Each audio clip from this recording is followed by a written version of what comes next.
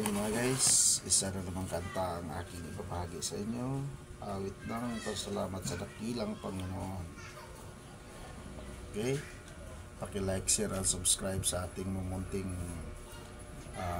Facebook profile Francis Ocambaya at sa aking Dragon channel vlog sa Facebook page. At pa-subscribe mga guys sa aking YouTube channel, Dragon Channel Vlog.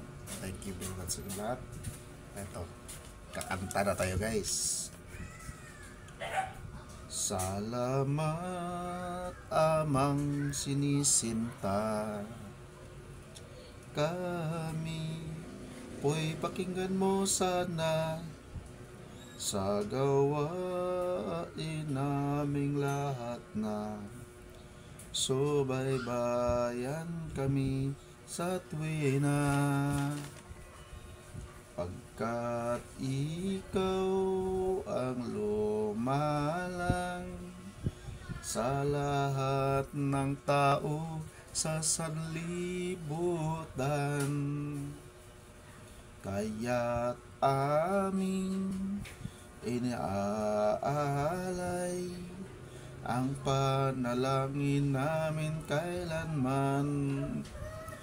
O Jesus, Panginoon namin, pasasalamat po ay dinggin, kabanalang ginanap namin, naway ito'y inyong marapatin.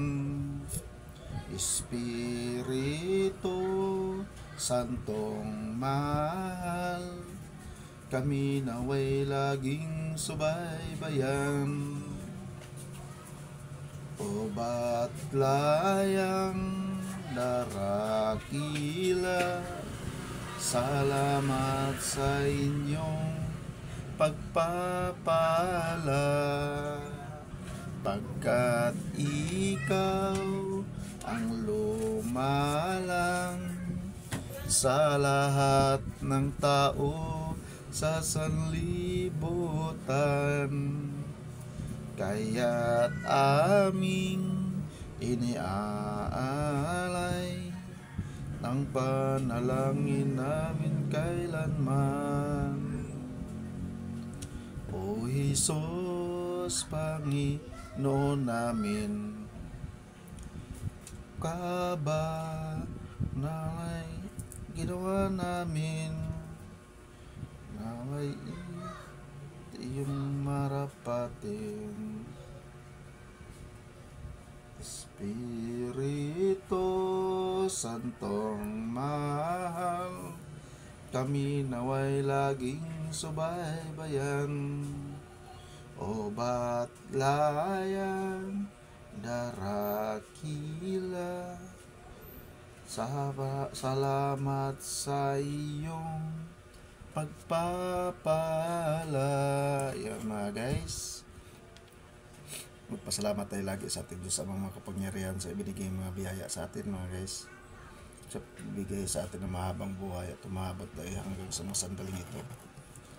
At lagi tayong magdasal at manalangin naway iligtas tayo sa lahat ng uri ng kapamakan sa buhay, sapagkat ang lahat ng kasamaan ay walang magagawa kung hindi ito paintulutan ng ating Diyos Ama. Kahit ang mga nangyayari sa ating buhay na hindi maganda mga guys, karamdaman man yan o anumang mga pagsubok, ay trial ng buhay yan. Pag nakaranas tayo ng mga ganyan mga guys, huwag nating sisihin ang ating dakilang Panginoon o ang Diyos Ama, kundi pag-aralan natin sa ating sarili kung bakit tayo nagkaroon ng ganong karamdaman o nagkaroon tayo ng ganong sitwasyon.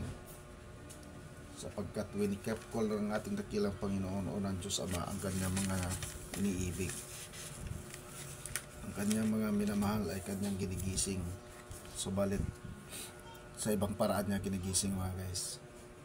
Kung tayo ay nakalimot sa kanya, gigisingin niya tayo. At lagi tayong magdasal para sa ikabubuti ng lahat mga guys, lalo na sa ating sarili, sapagkat sa katotohanan lamang mga guys ay walang makapagligtas sa atin kundi tayo lang sa ating sarili. Kahit si pastor, kahit si ministro, kahit yung pare, kahit sino pa, kahit ako, hindi ko kayang iligtas ang iba. o hindi ko nga tiyak ang sarili ko, kaya nga ako nagbabahagi mga guys sapagkat ang pagbabahagi ay siyang way o daan para magkaroon tayo ng pag-asa. Pag-aralan nyo ang banal na kasulatan, magbasa kayo ng Biblia, bumili kayo ng Biblia, lalo na yung King James Version mga guys, o kahit anong Biblia naman mga guys basta ingatan nyo lang talaga kung ano yung makakasama sa inyo o sa ating kapwa. Yan lang. Huwag tayong gumawa ng labag doon sa kanyang ginawa. Mga guys, what's up?